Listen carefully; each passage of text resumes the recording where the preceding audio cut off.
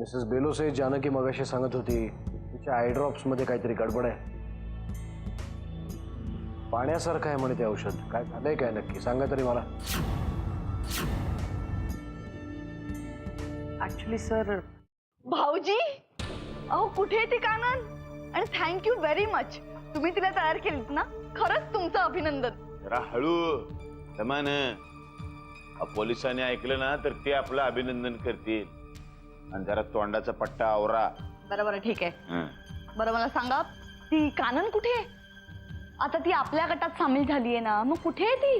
ती कुठं म्हणजे तिने फक्त आपल्याला होकार दिलाय, पण कामामध्ये कुठल्या प्रकारचा सहभाग असेल तिचा हे कुठं माहितीये, त्याचा विचार करायला पाहिजे. तुम्हाला विचारही करता येतो? हिला संधी मिळाली की लगेच माफ काढू नको माझी. आता आपण या खपवा खपीच्या व्यवसायामध्ये पार्टनर आहोत आणि एका पार्टनरने दुसरा पार्टनरचा मान राखला पाहिजे. बरं, मग सांगा आता आपण कशा पद्धतीने काम करायचंय, काय काय करायचंय, तिला कसं सामील करायचंय सांगा ना तुम्ही. नाही, मी अजून विचार केलेला नाही. विचार करून झाला की कळवतो तुम्हाला. भाऊजी, तिला लवकरात लवकर तयार करा. तिने जर का भाऊजींना जाऊन काही सांगितलं ना तर आपल्याला काशीला जावं लागेल. माझं नाव परशुराम किल्लेदार आहे. माझ्या काही कामाच्या पद्धती आहेत, सवयी आहेत, त्यानुसार मला काम करू द्या. हे बघा, तुम्हाला जमत नसेल तर मी जाऊन बोलते तिच्याशी. मला पण कळतंय ते. मी त्याच कामासाठी 10 वेळा भेटायला गेलो होतो. भेटायलाच तयार नाही. मोकळे असेल तर भेटणार ना. सतत आपलं ते आहे जानकीचं शेपूट बरोबर. भाऊजी, ती जानकीची नर्स आहे, त्यामुळे ती सतत तिच्याच बरोबर असणार आहे. म्हणून आपण तिला भेटायचं नाही का? असं कुठं म्हटलं मी. भेटायचं की भेटायचं. कसं असते, सावज जाळ्यामध्ये सापडले की नाही एकदम झडप घालायची नसते. त्याचा राग रंग बघायचा. अतिघाई संकटात नाही, कळलं की नाही. आपण रचलेल्या सापळ्यामध्ये कधी कधी आपणच अडकण्याची शक्यता जास्त असते. भाऊजी, खर तर आपण घाई केलीच पाहिजे आणि आपण तिला आपल्या वेळेनुसार नाचवायचं हे लक्षात घ्या. आपल्याला तिच्या वेळेनुसार जायचं नाहीये.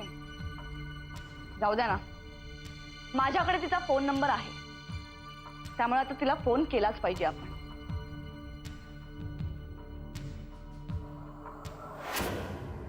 मा करा. काननताई, तुम्ही ना माझ्या आईसारखी काळजी घेताय माझी. ती पण माझ्या जेवणापासून पाणी पाजण्यापर्यंत सगळं सगळं करायची. मॅम प्लीज स्तुती करू नका एवढी माझी. आई किती झालं ना तरी आई असते. ती अगदी निरपेक्ष प्रेमापोटी हे सगळं करत असते. मी हे सगळं पैशासाठी करते. हा तुमचा आणखीन एक मोठा गुण. जे काही आहे ना ते तुम्ही खरं स्पष्ट बोलून टाकता. हे घ्या.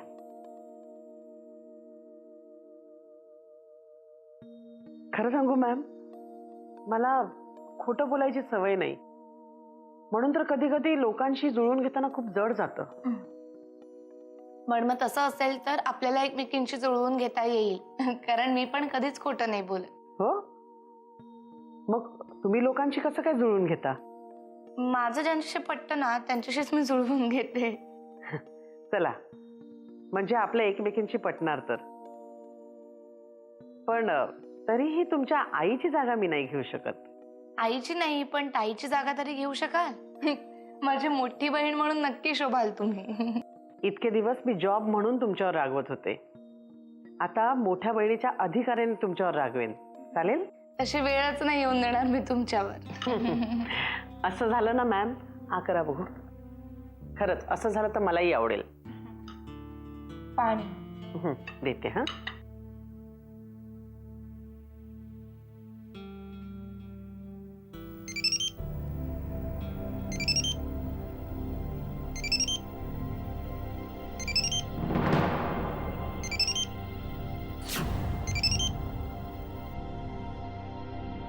हॅलो, अहिल्या बोलते. लगेच परशु भाऊजींच्या रूम मध्ये या, आम्हाला तुमच्याशी बोलायचंय. Wrong number. काय झालं? रॉंग नंबर म्हणाल. द्या. काय म्हणता वामनराव? रमावती काय म्हणते? कधी आलात? हा प्रश्न आहे की चौकशी? आमची काय विषयात वामनराव? तुमची चौकशी करावी आम्ही. मग रमावतीत सध्या दुसरं काय चालू आहे? येऊन जाऊन माझी चौकशी करायची हा रमावतीतल्या काही काही लोकांचा व्यवसाय झालाय. वागणीस जणू त्यांना दुसरे काही कामधंदेच नाहीये. वामनराव, तुम्हाला काही बोलायचं आहे का? नाही, आडून आडून वार करताय म्हणून म्हटलं. हे असे अडून वार करण्याची सवय माझी नाहीये वागणीस, ती तुमची सवय आहे, तुमच्या साहेबांची सवय आहे. वामनराव, तुम्हाला राग आला असेल तर माझ्याबद्दल बोला. डायरेक्ट आमच्या साहेबांपर्यंत जाऊ नका. तेही खरंच आहे म्हणा. तुम्ही काय हुकमाचे ताबेदार, खरा सूत्रधार कोणी वेगळाच आहे, हो की नाही? असं आहे ना वाकनीस, मी रमावतीला कधी गेलो, तिथून कधी आलो, केबिन मध्ये कधी गेलो, चहा कधी प्यायलो, चहात साखर किती घातली, ही प्रत्येक गोष्ट तुम्हाला माहिती असलीच पाहिजे. असतेच की. वामनराव, तुम्ही मला काय डिटेक्टिव्ह समजलं? डिटेक्टिव्हचे बाप तुम्ही वाकनीस. जाऊ दे ना, ह्या विषयावर नकोच बोलायला. पण हे जर का बोलत बसलो तर बराच वेळ जाईल, रात्र इथेच व्हायची. वामनराव, तुम्हाला तुमच्या मनातलं काही बोलायचं असेल तर माझ्याशी बोलू शकता तुम्ही. नाही, नको, नकोच. कशाला उगाच. खरंच जा, तुम्ही घरी जा. घरी जाऊन आराम करा, कारण उद्या पुन्हा आमचं जगणं नव्याने अवघड करायचं आहेच की तुम्हाला. वामनराव, बऱ्याच गोष्टी तुम्ही मनामध्ये दाबून ठेवलेल्या दिसत आहेत. प्रश्न थोडा विचित्र आहे, पण उत्तर जर का द्यायला गेलो ना तर त्यातनंही वेगळा काहीतरी अर्थ काढाल तुम्ही. त्यामुळे नकोच. म्हणलो ना, जा घरी जाऊन आराम करा. जा. वामनराव, जवळचे मित्र ओळखायला शिका. नाहीतर या मनात दाबून ठेवलेल्या गोष्टी माणसाला माणसापासून दूर नेतात. येतो मी.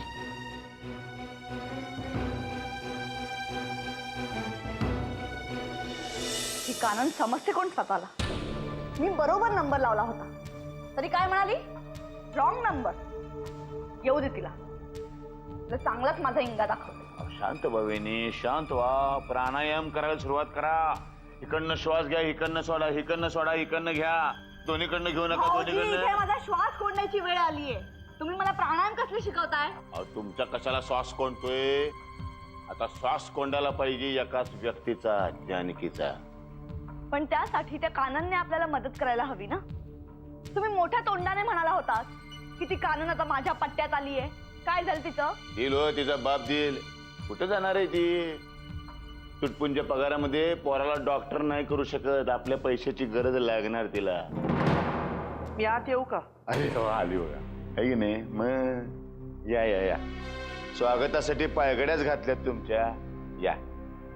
आणि मी आत येऊ का? मी बसू का?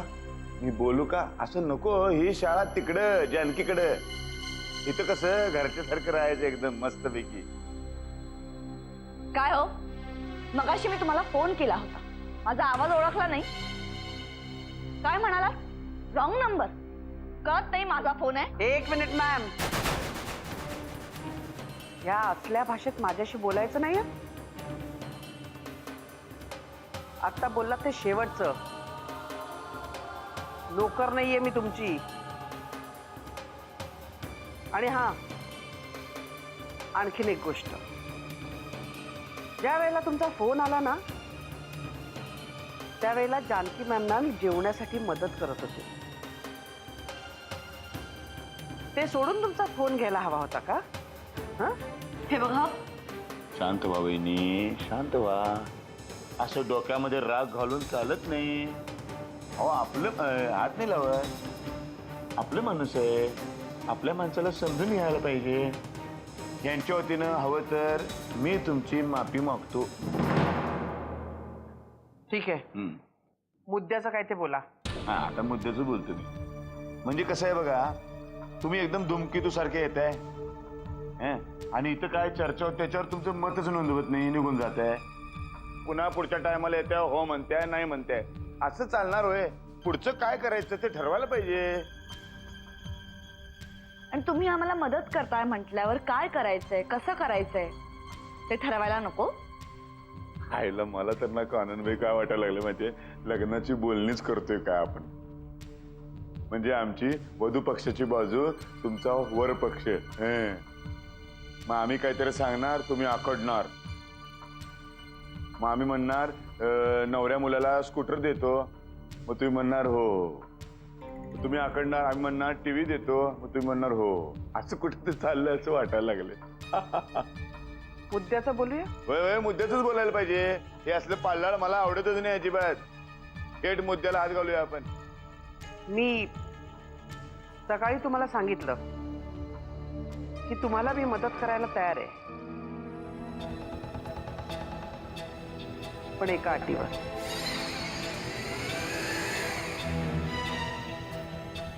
कसली अट?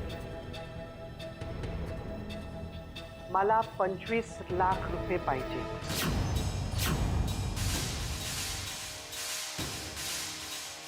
ते पण रोख.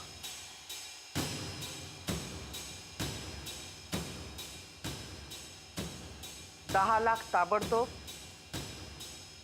आणि उरलेले 15 लाख काम झाल्यानंतर.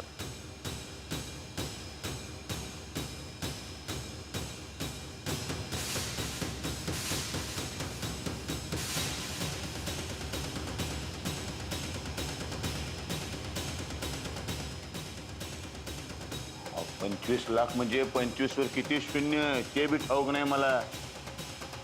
आणि या एवढ्याशा कामाचे तुम्ही 25 लाख मागताय? तुम्हाला आम्ही काही राजकीय नेत्याला मारा असं सांगत नाही आहोत. मॅम, ते काम एक वेळ सोपं आहे, पण घरात ज्याच्यावर सतत नजर असते ना, त्याला संपवणं सोपी गोष्ट नाही. ते मला माहिती, आणि म्हणूनच आम्ही हे काम तुझ्यावर सोपवलं. तू आमच्या विश्वासातली आहे, सतत जानकीच्या जवळ असते, आणि म्हणूनच तुला हे काम करणं जास्त सोपं आहे. कळलं? मॅम, एवढं सगळं तुम्हीच बोलताय ना, मग मला वाटतं माझं म्हणणं पण तुम्हाला समजलं पाहिजे. अहो, 25 लाख चिंचुके आणून द्या म्हणल्या तर आणून दिले असते. 25 लाख रुपये कुठनं आणायचे? आणि आमच्याकडे काय पैशाची खाण आहे असं वाटतंय का तुम्हाला? तुमचा मुलगा लहान आहे, तुम्हाला पैशांची गरज आहे, हे सगळं बघून आम्ही जराशी सहानुभूती काय दाखवली? तुम्ही आमच्या डोक्यावरच बसलात.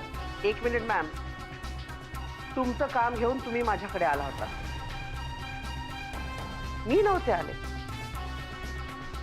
आणि हो, माझ्या पर्सनल कामांसाठी मी कुणापुढेही हात पसरले नाही, आणि मला वाटतं यापुढे पसरायची गरजच नाहीये.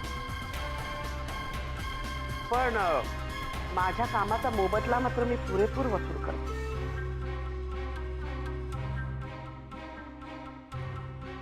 तुमच्या कामासाठी मी माझी अपेक्षा सांगितली, आता पुढे काय करायचं ते तुमचं तुम्ही ठरवायचं. मला वाटतं तसंही हा प्लॅन जर मी नरसिंह सरांना सांगितला तर यापेक्षाही जास्त पैसे मला मिळतील.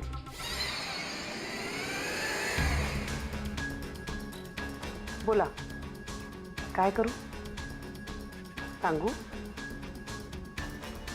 अहो कानन बाई, असं करू नका. हा सगळा प्रकार दादाला कळला की नाही, गॅरंटेड तो आम्हाला खडी फोडायला पाठवलो. आणि पोलीस इतकं बडवत्या तुम्हाला सांगू, अनुभव घेतलेला आहे मी. नको बाबा, दुश्मनाला सुद्धा पोलिसांचे पटके नको. ठीक आहे, आम्ही विचार करतो. आणि मी काय म्हणतो, पैशाच्या बाबतीत काय थोडं कमी जास्त चालेल, बार्गेनिंग. एक पैसा कमी नाही.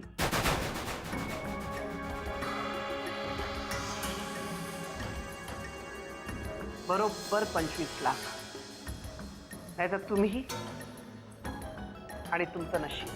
अहो काननबी सारखं लहान मुलासारखं कट्टी कसलं घेताय?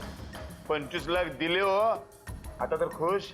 भाऊजी, कुठून आणणार आहात 25 लाख? अहो बहिणी, जरा दमा नाही घ्या, कसली काळजी करताय? 25 लाख दिले बाई तुम्हाला आम्ही. पण आता हे सगळं डील नक्की समजायचे ना.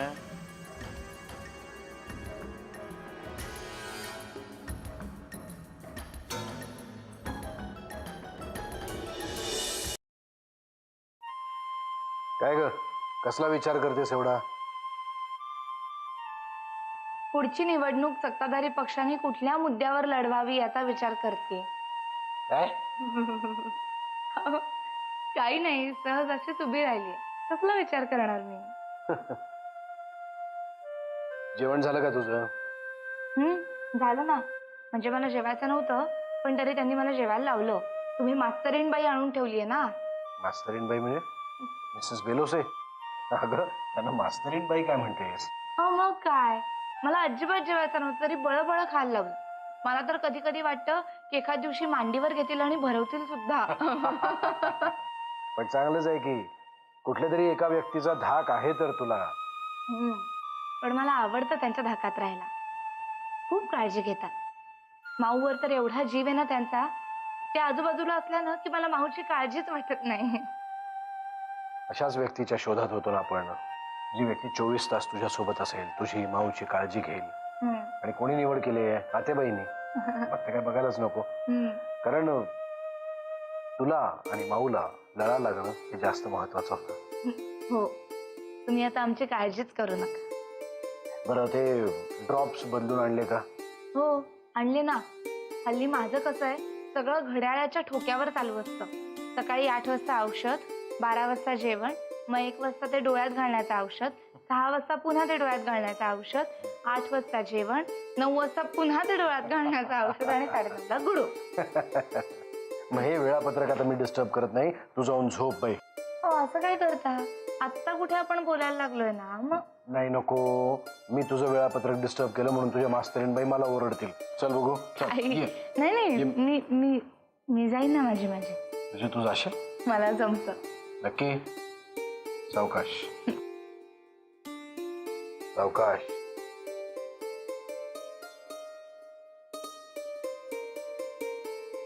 शाबाश.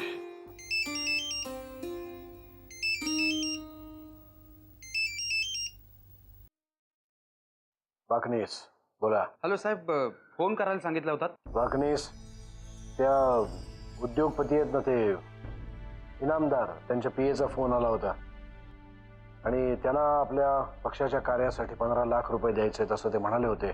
बर. तो पीए म्हणाला आहे की दुपारी साहेबांशी बोलून मी संध्याकाळपर्यंत कळवतो. मला वाटतं एकदा तुम्हीच त्यांच्याशी बोलून घ्या, त्यांचं काय ठरतंय ते विचारा. ठीक आहे. आपल्याला गरज आहे त्या पैशांची. लवकरात लवकर त्यांच्याशी बोलून मला निरोप द्या. ठीक आहे साहेब. आणि रमावतीत सगळं शांत आहे ना? हो, म्हणजे तशी अजून काहीच खबरबात मिळालेली नाहीये. सगळं व्यवस्थित आहे. चांगलंच आहे. पण जरा जरी खुट्ट झालं तरी मला सांगा. छोट्याशा गोष्टीमध्ये सुद्धा रिस्क घ्यायची नाही असं ठरवलंय मी, कारण त्याच गोष्टी पुढे जाऊन महागात पडतात आपल्याला. हो साहेब, त्याची कल्पना आहे मला. जरा जरी काही झालं तरी आपल्याला लगेच बातमी मिळेल अशी व्यवस्था केली आहे मी. लगेच कळवेन मी साहेब तुम्हाला. मी ठेवू साहेब? तेव्हा भेटल्यावर बोलू. हो. अच्छा.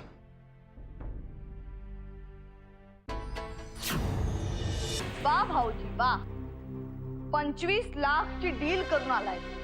द्या आता 10 लाख रुपये ऍडव्हान्स. अहो 10 लाख म्हणजे काय चिरीमिरी वाटली होय तुम्हाला का चिंचोके? लई मोठी रक्कम असते 10 लाख रुपये म्हणजे. भाऊजी आता काम चोख झालं पाहिजे म्हणजे पैसे द्यायला नको. द्या ना तुम्ही. दात कोराला पैसे नाही, 10 लाख कुठं आणू? एवढं कळतं ना, मग 25 लाख देतो असं कोणाच्या जीवावर सांगितलं? तुमच्या तिजोरीच्या चाव्या कोणाच्या कमरेला असत्या, तुमच्या का माझ्या? माझ्या.